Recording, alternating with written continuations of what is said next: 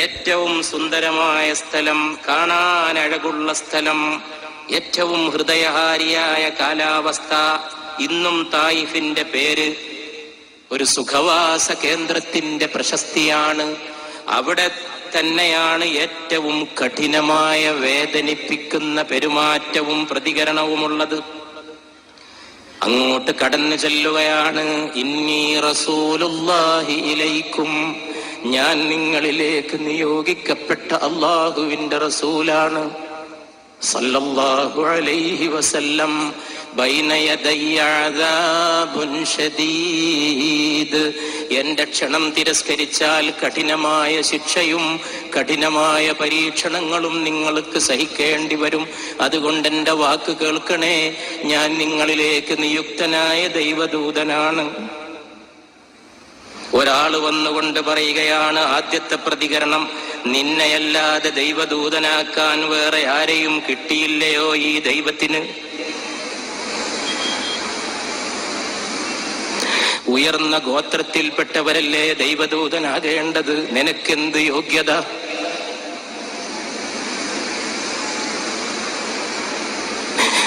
സ്വന്തമായി ഒരു വാഹനം പോലുമില്ലാത്ത നീയാണോ ദൈവദൂതൻ?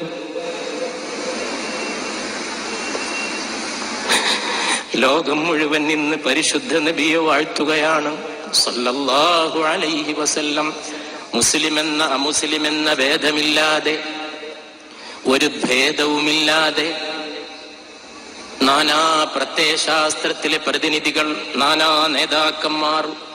നെപ്പോളിയൻ പോലും പറഞ്ഞത്, എനിക്ക് 2 മോഹങ്ങളേ ഉള്ളൂ, ഒന്ന് ലോകത്തെ ജയിച്ചടക്കണം. നെപ്പോളിയൻ വീണ്ടും വാർത്തയായിട്ടുണ്ട്. ഇന്നത്തെ പത്രത്തിലും നെപ്പോളിയന്റെ പേരുണ്ട്. രണ്ടാമത്തെ മോഹമേതെന്ന് ചോദിച്ചപ്പോ നെപ്പോളിയൻ പറഞ്ഞു, മുഹമ്മദിനെ ഓർക്കണം. അവിടുന്ന് സൃഷ്ടിച്ച പോലുള്ള ഒരു സമൂഹത്തെ എനിക്ക് സ്ഥാപിക്കണമെന്ന് നെപ്പോളിയൻ ബോണപ്പാർട്ട്. കിഴക്കിന്റെ ചക്രവാളത്തിൽ ഉദിച്ചുയർന്ന അത്ഭുത നക്ഷത്രമാണ് മുഹമ്മദ് നബി എന്ന് രാഷ്ട്രപിതാവ് മഹാത്മാഗാന്ധി. ലോകത്തിന്റെ പ്രശ്നങ്ങൾക്ക് ഒരേ ഒരു പരിഹാരം മുഹമ്മദിന്റെ തിരിച്ചുവരവാണെന്ന് ജോർജ് ബെർണാഡ് ഷാ എന്ന ഏറ്റവും പ്രശസ്തനായ ആംഗലേയ സാഹിത്യകാരൻ. ടോൾസ്റ്റോയ് നബിയോട് പുലർത്തിയ സ്നേഹം വിശ്രുതമാണ്. വിശ്വസാഹിത്യകാരനായ ടോൾസ്റ്റോയ് നബിയെക്കുറിച്ച് പറഞ്ഞു വെച്ച വാക്കുകൾ മൈക്കിൾ ഹാർട്ടിന്റെ ഭാഷയിൽ ലോകത്തെ ഏറ്റവും സ്വാധീനിച്ച 100 പേരിൽ ഒന്നാമൻ മുഹമ്മദാണ് സല്ലല്ലാഹു അലൈഹി വസല്ലം. പക്ഷേ നേരെ കാതോടെ കേൾക്കുന്നത് ഈ വാക്കാണ്. മുമ്പിൽ വന്ന് പറയുകയാണ്, ദൈവദൂതനാക്കാൻ നിന്നെ മാത്രമേ കിട്ടിയുള്ളൂ ഈ ദൈവത്തിന്. വലിയ ഗോത്രത്തിൽ പിറന്നവരല്ലേ ദൈവദൂതരാകേണ്ടത്? സ്വന്തമായി ഒരു വാഹനം പോലുമില്ലാത്ത നീയാണോ ദൈവദൂതൻ? അപ്പൊ ഈ ലോകര് പഠിക്കണം, നബി അവശരുടെ നായകനാണ്, നബി പാവങ്ങളുടെ നേതാവാണ്, നബി ദുർബലരുടെ വിമോചകനാണ്, നബി മർദ്ദിതരുടെ നാദമാണ്, നബി വരേണ്യവർഗത്തിന്റെ നാഥനല്ല, നബി പാവപ്പെട്ടവന്റെ ഉത്ഥാനത്തിന്റെ മന്ത്രമാണ്, പരിശുദ്ധ റസൂൽ.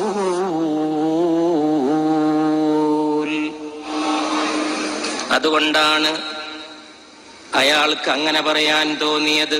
സ്വന്തമായി ഒരു വാഹനം പോലുമില്ലാത്ത നീയാണോ ദൈവദൂതൻ? മറ്റൊരാൾ വന്നുകൊണ്ട് പറഞ്ഞു, നിന്നെപ്പോലൊരാള് ദൈവദൂതനാകുന്നത് കഅബത്തുല്ലാഹ്ക്ക് പോലും അപമാനമാണ്, കഅബക്ക് പോലും അപമാനമാണ്. വേറെ ഒരാള് വന്നുകൊണ്ട് പറഞ്ഞു, നിന്നോട് ഞാൻ മിണ്ടുക പോലുമില്ല. നീ സത്യസന്ധനാണെങ്കിൽ നിന്നോട് മിണ്ടിയാലൊരു പക്ഷേ അത് മര്യാദകേടാകും. നീ വ്യാജനാണെങ്കിൽ നിന്നോട് മിണ്ടിയിട്ടെന്ത് കാര്യം? അതുകൊണ്ട് ഞാൻ നിന്നോട് മിണ്ടുകയില്ലെന്ന് മൂന്നാമൻ. തായിഫ് കേൾക്കാത്തവരുണ്ടോ? പക്ഷേ തായിഫിന്റെ ഈ കാഠിന്യം ഈ സദസ്സ് വേണ്ട പോലെ ഉൾക്കൊള്ളണം. അതുകൊണ്ടാണ് ഈ ഇന്നത്തെ ഈ സംസാരത്തിന്റെ മുഖ്യ വിഷയത്തിലേക്ക് പ്രവേശിക്കുന്നതിന് പോലും മുമ്പ് തായിഫ് ഒന്ന് വിശദീകരിച്ച് ഉൾക്കൊള്ളണം. തായിഫിലേക്കൊന്ന് പോകണം. ശരീരം കൊണ്ട് പോയില്ലെങ്കിൽ എന്ത്, ആത്മാവ് കൊണ്ട് പിറകെ കൂടണം പരിശുദ്ധ മുഹമ്മദിന്റെ സല്ലല്ലാഹു അലൈഹി വസല്ലം. വേറെ ഒരാള് പറഞ്ഞു, നീ പ്രവാചകനും ദൈവദൂതനുമാണെങ്കിൽ ഞാൻ പോയിട്ട് കഅബയെ മൂടിയ തുണി മോഷ്ടിക്കും. കഅബയെ മൂടിയ തുണി മോഷ്ടിക്കുന്നത് വലിയ തെറ്റാണെന്ന് എനിക്കറിയാം. പക്ഷേ നീ ദൈവദൂതനാണെങ്കിൽ അതിനേക്കാൾ വലിയ ഒരു അത്ഭുതമുണ്ടോ? പിന്നെ ചെയ്യാൻ പാടില്ലാത്ത തെറ്റുണ്ടോ? കഅബയെ മൂടിയ തുണി പോലും കട്ടെടുത്താൽ എന്ത്? അതിനേക്കാൾ അപമാനകരമല്ലേ നിന്റെ ഈ പ്രവാചകത്വമെന്ന് വേറെ ഒരാള് പറയുമ്പോ എല്ലാം നെഞ്ചത്തൊതുക്കി വെച്ചു പരിശുദ്ധ റസൂൽ. എല്ലാം നെഞ്ചിലൊതുക്കി വെച്ചു. അവിടുന്ന് പറഞ്ഞു, ഖൂലൂ ലാ ഇലാഹ ഇല്ലല്ലാഹ് തുഫ്ലിഹൂ. നിങ്ങൾ ലാ ഇലാഹ ഇല്ലല്ലാഹ് എന്ന് പറയണം. അല്ലാഹു അല്ലാതെ ദൈവമില്ല, ആരാധ്യനില്ല. നിങ്ങളത് പറഞ്ഞതനുസരിച്ച് ജീവിക്കണം, നിങ്ങൾ വിജയിക്കും.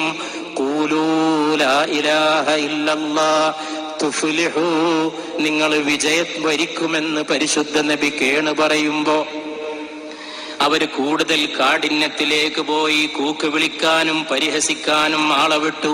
അങ്ങാടിയിലേക്ക് ഇറങ്ങിച്ചെന്ന് കച്ചവടക്കാരെ മുഴുവൻ ഇളക്കി വിട്ടു. ഇതാ വന്നിരിക്കുന്നു, പോയി കൂക്കുവിളി നടത്തിയിട്ട് പരിഹസിക്കെന്ന് പറഞ്ഞു. ഓരോ പരിഹാസവും ഹൃദയത്തിൽ വെച്ചു, നെഞ്ചിൽ വെച്ചു. പക്ഷേ അതുകൊണ്ടും തീർന്നില്ല. തായിഫുകാര് അതിനേക്കാൾ കാഠിന്യത്തിലേക്ക് പോവുകയാണ്. അവർ കല്ലേറ് തുടങ്ങി. 4 ഭാഗത്തു നിന്നും ഏറ് വരാൻ തുടങ്ങി.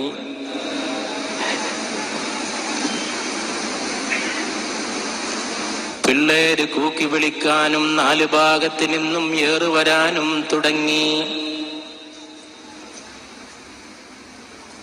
കാലിൽ ഏറുകൊണ്ട് കാലിൽ നിന്ന് രക്തം വാർന്നൊലിക്കാൻ തുടങ്ങി. അങ്ങനെ 2-3 മൈലുകൾ ഏറുകൊണ്ട് ഓടി. ദൂരത്തിന്റെ എണ്ണമറിയണം. തായിഫ് എന്ന് കേൾക്കുമ്പോ ഓർത്തു പോകും, ഒരു പക്ഷേ ഒരു 10 വാരം ഓടിയിട്ടുണ്ടാകുമെന്ന്. 3 മൈലോളം ഏറുകൊണ്ട് ഓടി. 3 മൈല് ഒരാളെ എറിഞ്ഞോടിക്കുന്ന രംഗം ഈ സദസ്സിലുള്ള ഓരോ സഹോദരനും ഒന്ന് ഉള്ളുകൊണ്ട് അനുഭവിക്കണം. എങ്കിലേ മദീനയിലേക്കുള്ള പാതയിലെ ഒരുക്കമാകൂ. 3 മൈല് ഏറുകൊണ്ടോടുകയാണ് അല്ലാഹുവിന്റെ റസൂൽ. സയ്യിദ് റളിയല്ലാഹു അൻഹു താങ്ങിക്കൊണ്ട് കൂടെ ഓടി. 3 മൈല് ഓടുമ്പോ തളർന്നു വീണു. തളർന്നു വീണ സമയത്ത് എഴുന്നേറ്റ് വീണ്ടും ഓടി. സല്ലല്ലാഹു അലാ മുഹമ്മദ് സല്ലല്ലാഹു അലൈഹി വസല്ലം, സല്ലല്ലാഹു അലാ മുഹമ്മദ് സല്ലല്ലാഹു അലൈഹി വസല്ലം. പ്രിയപ്പെട്ടവരെ, നിങ്ങളുടെ ഹൃദയങ്ങൾ ഇപ്പോൾ നബിയുടെ കാൽപ്പാടുകളെ പിൻപറ്റുന്നില്ലേ?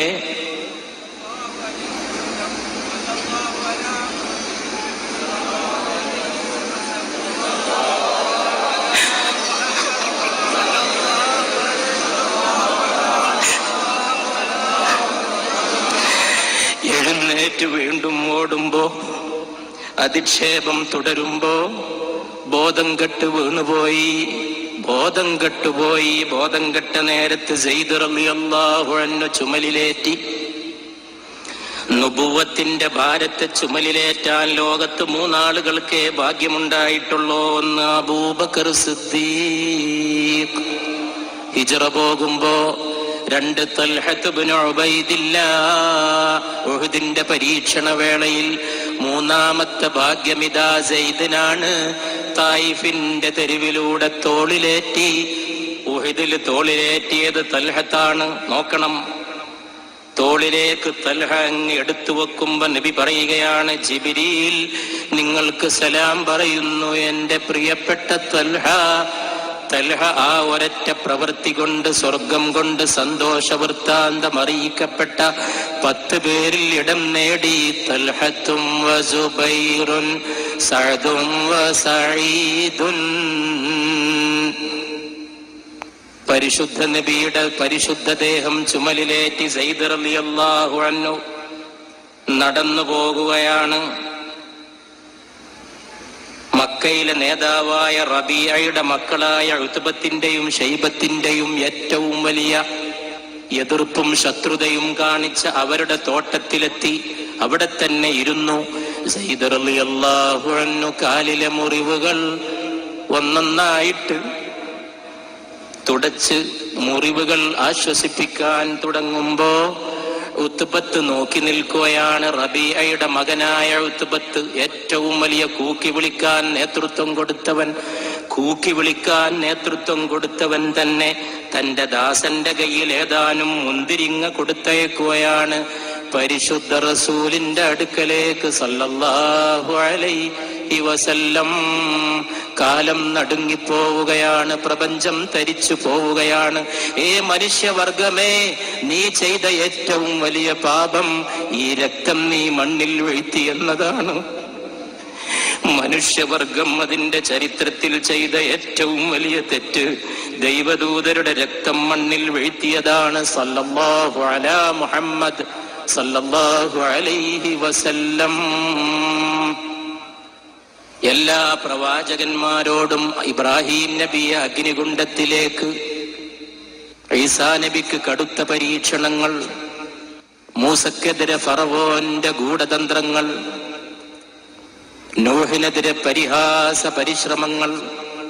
പക്ഷേ ഏറ്റവും കടുത്ത പരീക്ഷണം പരിശുദ്ധ മുഹമ്മദ് സല്ലല്ലാഹു അലൈഹി വസല്ലം ഉത്ബത്തിന്റെ ദാസനായ അദ്ദാസ് കൊണ്ടുവന്ന് മുന്തിരിങ്ങ കൊടുക്കുമ്പോ അത് കഴിക്കുകയാണ്. മോഹാലസ്യത്തിൽ നിന്നുണർന്ന് തളർന്നവശനായ നബി മുസ്തഫ. വെറും നബിയല്ല, നബി മുസ്തഫ സല്ലല്ലാഹു അലൈഹി വസല്ലം മുന്തിരി വായിലേക്ക് എടുത്തു വെക്കുമ്പോ അവിടുന്ന് ഉച്ചരിച്ചു ബിസ്മില്ലാഹിർ റഹ്മാനിർ റഹീം. അത്ഭുത പരതന്ത്രനായ അദ്ദാസ് ചോദിച്ചു, ഇത് ഇവിടത്തുകാർ ചൊല്ലാറില്ലല്ലോ, അത്ഭുതകരമായിട്ടുണ്ടല്ലോ ഈ മന്ത്രം. മുന്തിരിങ്ങ കൊണ്ടുപോയി കൊടുത്ത ഭൃത്യനായ ദാസനായ പാവപ്പെട്ടവരിൽ പാവപ്പെട്ടവനായ അവശരിൽ അവശരായ ഉത്ബത്തിന്റെ തോട്ടപ്പണിക്കാരൻ, മുതലാളിയുടെ രാജാവിന്റെ തോട്ടപ്പണിക്കാരൻ, അടിച്ചമർത്തപ്പെട്ടവരുടെ പ്രതിനിധി, മർദ്ദിതരുടെ പ്രതിനിധി, അവശരുടെ പ്രതിനിധി, ഇത് എല്ലാവരും ഈ നാട്ടുകാർ ചൊല്ലാത്ത വാക്കാണല്ലോ. പരിശുദ്ധ നബി സല്ലല്ലാഹു അലൈഹി വസല്ലം ചോദിച്ചു, അപ്പൊ നിങ്ങളുടെ നാട് എവിടെയാണ്? എന്റെ നാട് നിനേവ എന്ന് അദ്ദാസ് പറയുമ്പോ പരിശുദ്ധ നബി പറയുകയാണ് സല്ലല്ലാഹു അലൈഹി വസല്ലം, അപ്പൊ യൂനുസിന്റെ നാട്ടുകാരനാണല്ലേ? അത്ഭുതം വർദ്ധിക്കുകയാണ് അദ്ദാസിന്റെ. അദ്ദാസ് ചോദിച്ചു, യൂനുസിനെ അറിയുമോ? യൂനുസിനെ അറിയും, യൂനുസ് എന്റെ സഹോദരനാണ്, യൂനുസ് ദൈവദൂതരായിരുന്നു, ഞാനും ദൈവദൂതരാണെന്ന് പരിശുദ്ധ റസൂൽ. നിങ്ങളുടെ പേരെന്താണ്? പാവപ്പെട്ടവരിൽ പാവപ്പെട്ടവനായ ഭൃത്യരുടെ ഭൃത്യനായ അദ്ദാസ് ചോദിക്കുമ്പോൾ അവിടുത്തെ സ്വർഗീയ ചുണ്ടുകൾ മൊഴിഞ്ഞു, മുഹമ്മദ്.